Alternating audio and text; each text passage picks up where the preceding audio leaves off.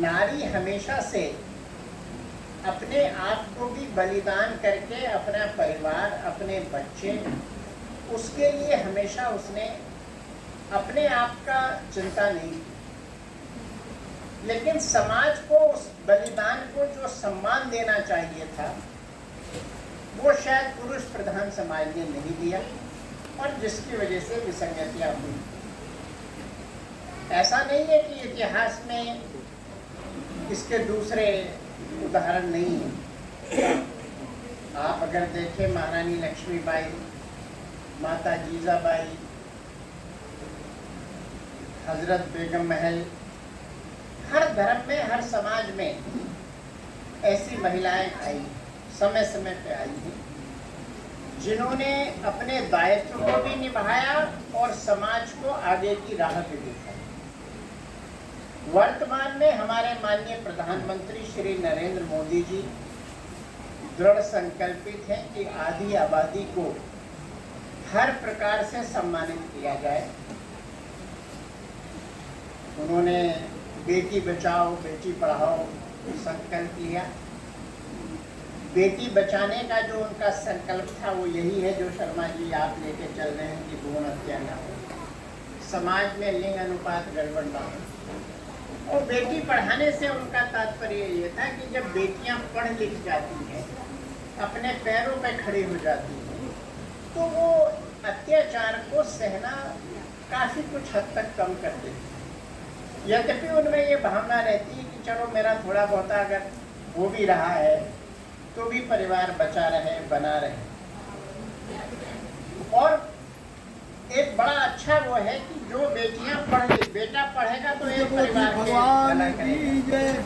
जो बेटियां पढ़ लिख जाती हैं वो दो परिवार का भला करती है, अपने मायके का भी भला करती है और अपनी ससुराल का भी भला करती है, दो परिवार। हम ये चाहते हैं कि कन्या भ्रूण हत्या ना हो, और वो कब नहीं होगी जब आपका डंडा प्रशासन पर मजबूत होगा। मुझे पूरा विश्वास है कि केंद्र में माननीय मोदी जी के निकटतम आप पहुंच रहते हैं और ये मुहिम माननीय नरेंद्र मोदी जी ने उठाई हुई है। और यहाँ लगभग मैंने 30 वर्षों से इस मुहिम को आगे बढ़ाया और जब लड़कियों का ग्राफ बहुत गिर गया था तब हमारे मन में एक जिज्ञासा उत्पन्न हुई कि हम इस मुहिम को आगे बढ़ाएं। आपके घरों के आसपास कहीं भी अगर इस तरह का अपराध होता हो, कहीं भ्रूण हत्या या लिंग की जांच होती हो या कोई बेटी को कुछ ऐसा गरीब परिवार हो कि जो बेटी नहीं पढ़ पा रही हो, तो हम लोग सभी मेरे ख्याल से सक्षम हैं थोड़ा थोड़ा सहयोग करके। देखिए हम लोग एक बात कहते हैं, मंदिरों में भी तो जाके हम लोग दान करके आते हैं ना अपनी श्रद्धा से। तो आपके आसपास अगर कोई ऐसा बच्चा हो जो नहीं पढ़ पा रहा हो, ऐसी बिटिया हो जो नहीं पढ़ पा रही हो, उसमें सहयोग कीजिए। आपके आसपास कोई इस तरह का असंवैधानिक काम हो रहा हो कि कहीं लिंग की जांच हो रही हो, कहीं किसी बिटिया के गर्भपात की बात हो रही हो, उसके खिलाफ आप लोग आवाज उठाइए। ये नहीं सोचना है कि लोग क्या कहेंगे, क्योंकि लोगों ने तो कहना ही है आज भी और कल भी। हमें स्वयं अपनी जिम्मेदारी को समझना पड़ेगा। और जन्मी बच्ची की फरियाद है, मुझे भी जीना है माँ। मैं आपके समाज की एक अभिन्न अंग यानी एक बेटी, माँ, बहन, बीवी बन के रहना चाहती हूँ, परंतु इसके लिए मुझे गर्भ में पलना होगा, जिसके लिए आपको कुछ इंतजार करना होगा। मैं तो इंतजार कर सकती हूँ, परंतु आप इंतजार नहीं कर सकते, क्योंकि आपको एक डर हमेशा सताता है कि कहीं बेटी न पैदा हो जाए। क्या मुझे इतना भी हक नहीं है कि मैं आपकी सजी सजाई दुनिया के उजाले को देख पाऊँ? माँ, मुझे इस बेरहम दुनिया से बचा लो।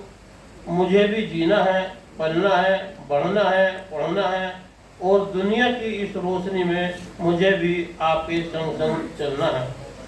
कन्या नहीं तो बेटी नहीं, बेटी नहीं तो पत्नी नहीं, पत्नी नहीं तो माता नहीं, माता नहीं तो परिवार नहीं, परिवार नहीं तो ये देश नहीं।